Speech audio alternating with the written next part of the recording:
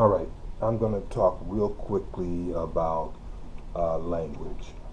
There are lots of different rules for, yes, ma'am. Last question, I keep interrupting. Are you staying for running program or you? Am I saying for what? Because I thought you were going to be done in July. Are you staying or you leaving? I'm here for 2 years. So you want to still keep that position? Yeah.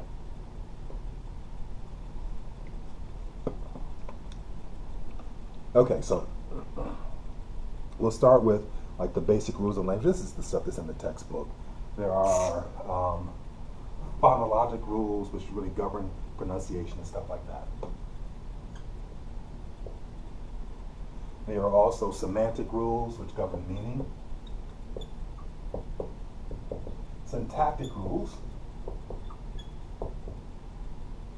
which governs the syntax of the language, how we actually speak in order. There's also the idiosyncratic rules. This is one of the ones I like.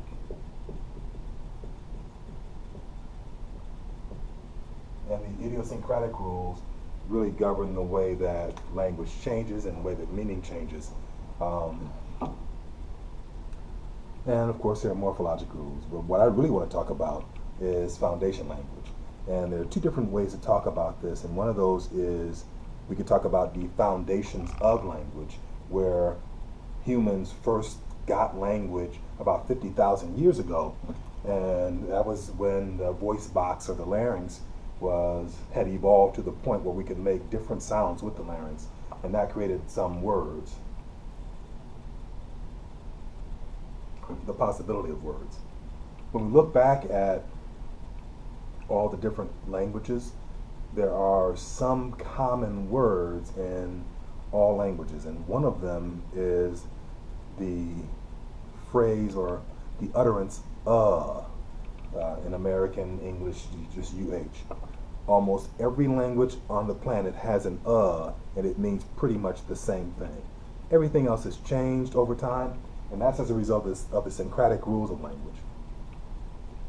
Some languages start with the same root and then branch off from that, and once again, that's just the meaning of the words themselves. So one foundation is when we first got the voice box and we created the word and we moved on from there. The other foundation language is a little more complex, and that really is sort of the way we speak and our accent. I'm sure that you could tell from my speaking right now and from anything else you've heard me say that I have a very thick Midwestern accent. We call it the Midwestern dialect or the Cleveland dialect for newscasters. So I have that, and part of that is because where I grew up. I grew up in Detroit, so I would have a Midwestern accent or that type of Midwestern accent. If you grew up on the East Coast, specifically in DC or the DMV or in New York, your accent will be slightly different. Ooh, if you grew up in Baltimore, your accent would be slightly different again.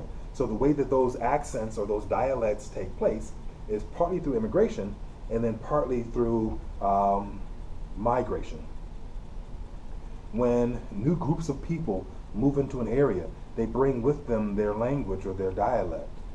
And as the greater community takes on some of that dialect, it becomes the accent of the area. The Southern accent is a mix of all the different immigrant groups that moved to the South, or that moved around in the South. The New York accent is a mix of all the languages of the people that came into and moved into New York. The New England accent, different from New York accent, even though they're just miles apart. And the Midwestern accent. Matter of fact, if you go to Southeast DC, and we're going to use DC as the metropolitan area, compare the Southeast DC accent with the Northwest DC accent, and you'll find that those accents are slightly different. But when you move outside the DMV, you're somewhere in Montana, and you hear somebody from the DMV, you don't know whether it's Northwest or Southeast DC, but you know it's DC, because that's just the way it is. Now, let's talk specifically about your dialect, about your accent, about the way you speak, and where that came from. I'm a dad, and for every single one of my kids, I would read to them in utero. So while they're being constructed in their mother's womb, I'm reading to them. So of course they hear my voice. But my wife's a talker. So of course they also heard her voice.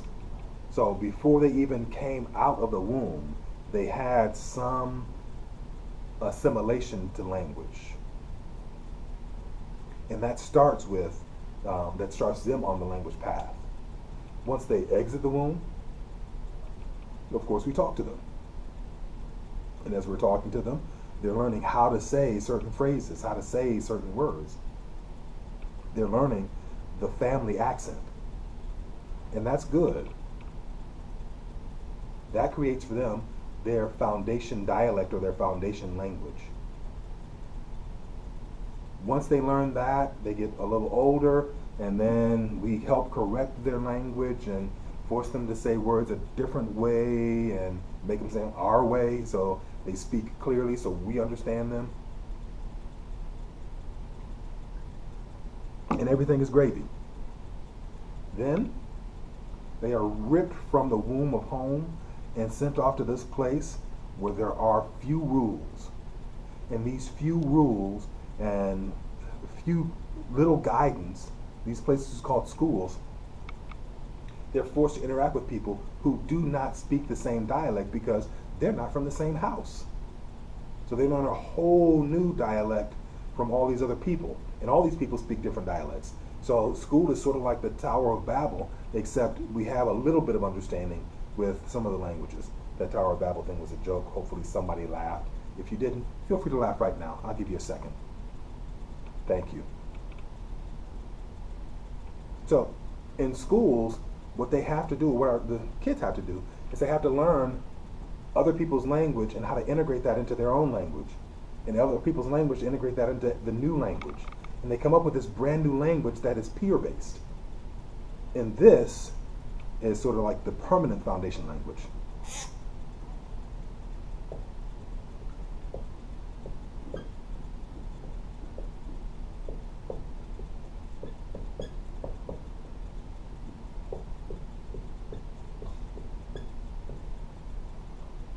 Peer-based foundation language is relatively permanent for most people, not for everyone.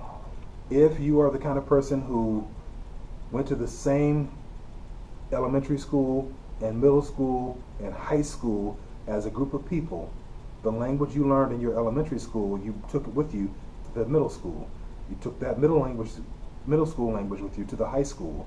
And as your brain is developing, as your language is developing, as your socialization is developing, you're creating this new foundation language. And that's the foundation language that rarely changes too much. Let me give you an example. My brother-in-law is from Lagos, Nigeria. And he was educated in the United States for college. Several other places too, so he spoke several languages. But his first language was Yoruba. And of course he still speaks Yoruba. But 30 years after coming to the U.S. and learning English in the U.S. style, he still speaks with a Yoruba, Lagos, Nigerian accent. Especially if he gets angry. And then he goes right back to his middle school language. And the reason is because he went to boarding school with the same people throughout his educational experience. And that's the language that solidified as his brain was solidifying. And it's really hard to lose that dialect unless you work really hard at it. And that is foundation language. For most of us, we've got this permanent peer-based language, but not for everyone. If, for instance, you are an army brat or a military brat, then you didn't really have the same school throughout your whole growing up, which meant you reverted back to your parental language, so you speak the language of your parents or family. Or if at the critical point within your growing up, you move to a different dialect, you speak the new dialect versus the peer-based dialect that you began with. And typically, you'll speak more of a Midwestern dialect if there are several different dialects that make up your permanent or your peer-based accent or dialect. So we talked about the rules of language, we talked about foundation language. I want to hear your thoughts. Go ahead on Blackboard, and I'm going to open up a discussion board. So I want you to talk about language and what it means to you. If you want to talk about colloquialisms, if you want to talk about the use of foul language, if you want to talk about language for understanding, talk about that. If you want to talk about concrete language, go ahead and talk about that. Make sure you read chapter 5 in the textbook. I'll see you soon.